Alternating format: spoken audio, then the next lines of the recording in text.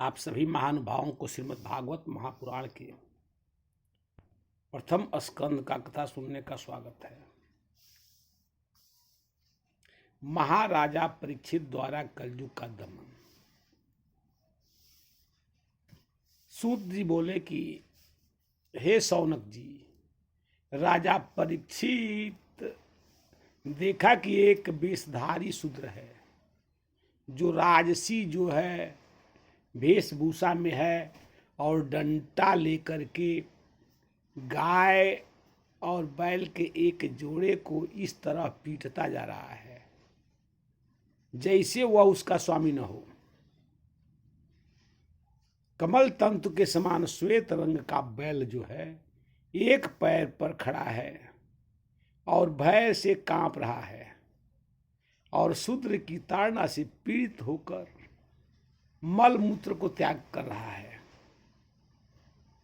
और धर्म के उपयोगी गाय जो है, जो दूध और दही घी हविष्य पदार्थों को देने वाली गाय बार बार शूद्र के पैर के से ठोकरें मार खाकर अत्यंत दीन स्थिति में है और दुबली पतली है, उसका बछड़ा भी उसके साथ नहीं है और उसके आंखों से आंसू बह रहा है। उसी समय स्वर्ण जड़ित रथ पर सवार होकर राजा परीक्षित और धनुष बाण चढ़ाकर ललकारते हैं कि तू कौन है जो मेरे राज्य में आकर के इस तरह दीनहीन प्राणी को तुम जो है उसे मारने के लिए और इस तरह दुर्दीन स्थिति में मार रहा है। उसके बाद जो है कलयुग भयभीत हो जाता है और उदा करके धर्म से पूछते हैं कि हे कमल के नाल के समान श्वेत ऐश्वर, आप तीन जो है पैर पर खड़े हैं, आप कौन हैं? इतना कष्ट सहकर भी और आप जो है एक ही पैर से चल रहे हैं, यह कौन है? भूमंडल के नरपति हैं या कौन है? जो मैं अपना परिचय बताइए। हे धेनुपुत्र, अब आप शोक न करें, इस शूद्र से निर्भय होंगे। मैं दुष्टों का दंड देने वाला हूं। जब इस तरह से बात करते हैं तो धर्म जो है वो बैल कहता है कि यही राजन, आप जो है नरपति हैं और आप जो है प्रजापालक है, एक राजा का ऐसा ही विचार होना चाहिए।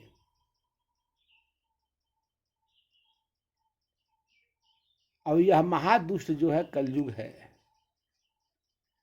सुरभि नंदन, आप चार पैर पर भी जीवित हैं कि जीव हैं और एक ही पैर पर किस तरह काट रहे हैं।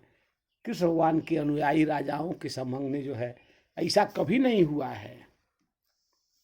वृषभ, आप जो है का कल्याण हो और बताइए,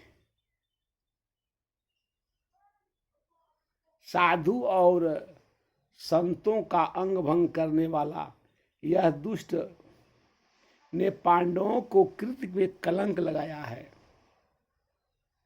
और सता रहा है। इस तरह के बात सुनने पर धर्म कहते हैं कि हे राजन, आप महाराजा पांडु के पौत्र हैं और इस प्रकार आपका दीनों पर दया करना यह आपका कर्तव्य है। आप नरश्रेष्ठ हैं। यह प्रसंग सूत जी बोले कि हे श्रेष्ठ शौनक जी, यह प्रवचन सम्राट का परीक्षित का प्रसन्न हुए, लेकिन उनका खेद मिट गया और शांत चित्त होकर उसने कहने लगा। परीक्षित बोलते हैं कि धर्म का तत्व जानने वाले वृषभ, आप धर्म का उपदेश कर रहे हैं, अतः वृषभ के रूप में आप धर्म हैं। आपके दुख देने वाला इसका नाम इसलिए नहीं बताया आपने कि मैं कैसे मुझसे कभी अधर्म न हो जाए। इस तरह से आप बताइए आप कौन हैं। इस तरह कहने के बाद जो है बैल जो विषभ रूप में धर्म बोलते हैं कि हे राजन, इस कलयुग के राज आने वाला है। अब कलयुग में जो है धर्म, तप, पवित्रता, दया और सत्य, ये चारों मेरा पैर है।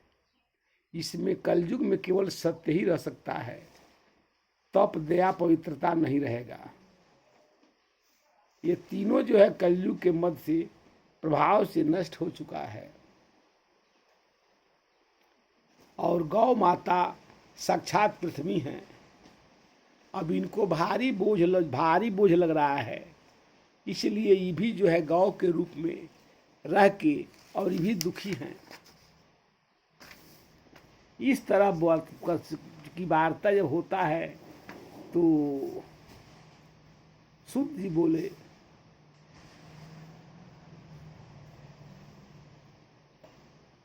कि तू हाथ जोड़कर शरण आ गया, तब अर्जुन के यशस्वी वंश में उत्पन्न हुए किसी भी बैर से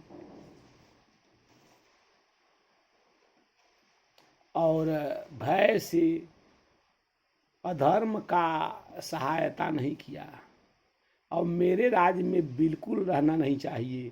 सो हे कलयुग, तुम मेरे राज्य को त्याग दो।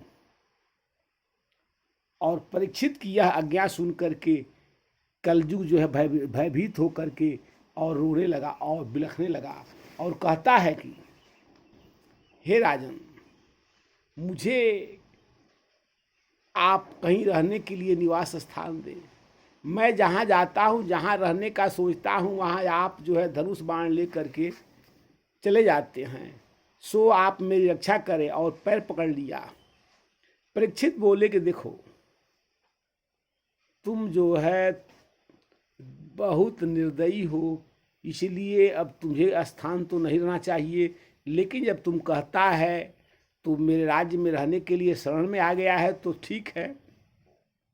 तो देखो, तुम्हें 4 स्थान में देता हूँ, धूत और मद्यपान, स्त्री संग और हिंसा। इन चारों स्थानों पर रहो। यह बात सुनता है तो कलयुग दुखी होता है, कहता है कि एक भी स्थान, ये 4 स्थान आप दिए हैं, ये चारों अति जो है दुखदाई स्थान है, जगह है। सो एक भी स्थान मेरे हित के लायक कोई अच्छी स्थान दे दे। तो वह स्वर्ण में जो है स्थान मांगता है कि स्वर्ण में। इस तरह उसे 5 जो है स्थान महाराजा परीक्षित देते हैं। और वृषभ के रूप में धर्म का जो है 3 चरणों की तपस्या, शौच आदि, दया जोड़ दिए और आश्वासन देकर पृथ्वी जो है संवर्धन किया कि हे महाराज परीक्षित, इस समय मैं अपने राज सिंहासन पर उसे पितामह महाराज युधिष्ठिर को बन जाते समय उन्हें दिया था। सो आज विराजमान है ये अशस्वी सौभाग्य जन चक्रवर्ती सम्राट परीक्षित। इस समय हस्तिनापुर में कौरवों के कुल की राजलक्ष्मी से शोभामान हो रहे हैं। सो अभिमन्यु नंदन राजा परीक्षित वास्तव में ऐसे ही प्रभावशाली हैं और दीर्घ काल तक यज्ञ के लिए दीक्षित हुए हैं। जय श्री कृष्ण।